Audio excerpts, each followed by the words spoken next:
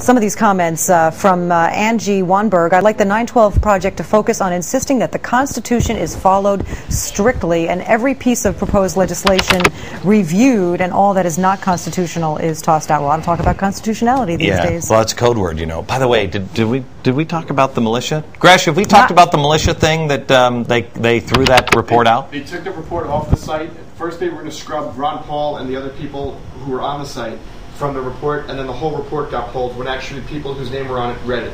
Yeah. Go ahead. No, go ahead. No, it's your show. No, go on. I was just going to say that after the flack they were getting, they said, "Oh, we're reevaluating the way we classify militias and whatnot." Right. And, So that's good. I don't know why I'm bringing that up. What was the Constitution? Yeah, Constitution is a code word now for militia, I guess. Here's the thing, and this is another reason why I say you have to stick to principles, and you really, the best book I've ever read on America. It totally opened my eyes. It is the gateway to understanding America, is the 5,000-year leap, because it has the 28 or 29 principles that America is based on? 28 principles.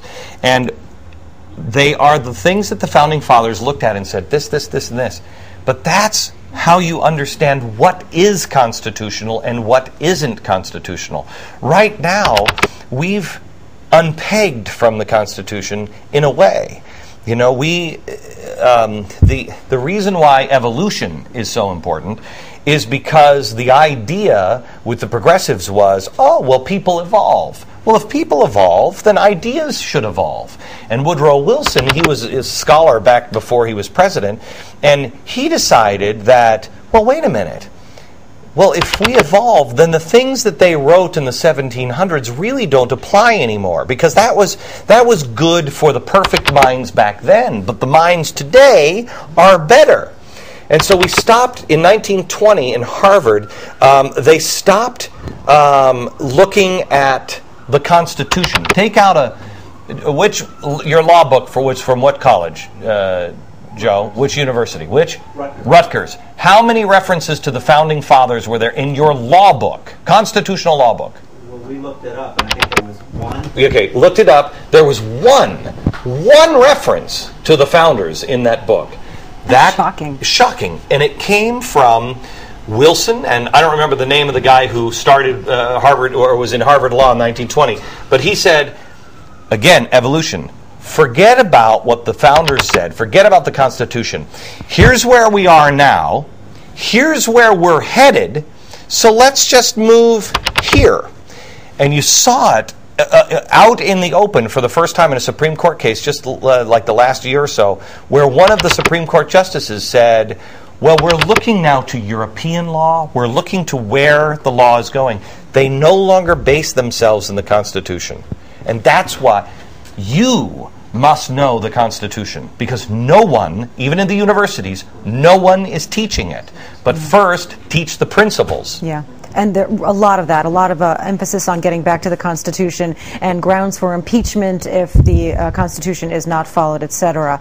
Also, we're seeing things about the border, having to put up a wall, etc. Let's see border crossings shut down. Let's use some of the methodology in place at Idaho prisons that use guard dogs.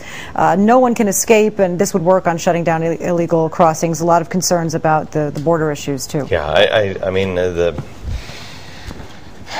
you know, and I know, if you've been talking about the border for a while, you know what the problem is, and everybody tries to make it in, oh, you just hate Mexicans.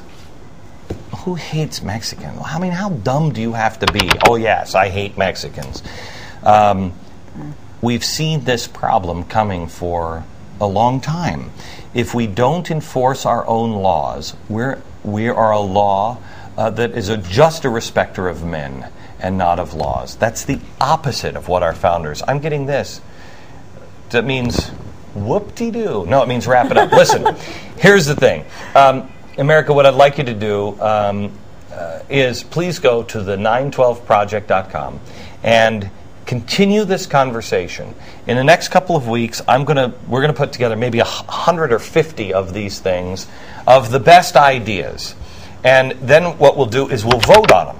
Please, put your ideas down on the 912project.com. We'll vote on them. We'll come up with 10 of the best ideas, and we'll fight for those 10. In the meantime, educate yourself, because I truly believe you are going to be the voice. I really, truly believe that voices like mine, and Patty Ann's, and everybody else, people who are willing to say the truth, may not last. You may have to be the leader. So know what you know what you believe in, know what you're worth, what's worth standing up for and losing everything for. Just do the right thing.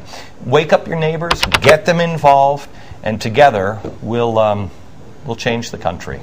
And thanks for your comments, and I'm going to make sure Glenn reads every last one of them, especially have Glenn run for president in 2012. Lots of good stuff out here. Thanks so much. Sorry we hardly got to any of it. No. We'll see you again. Thanks, guys. Thanks, Patty Ann. Thank you.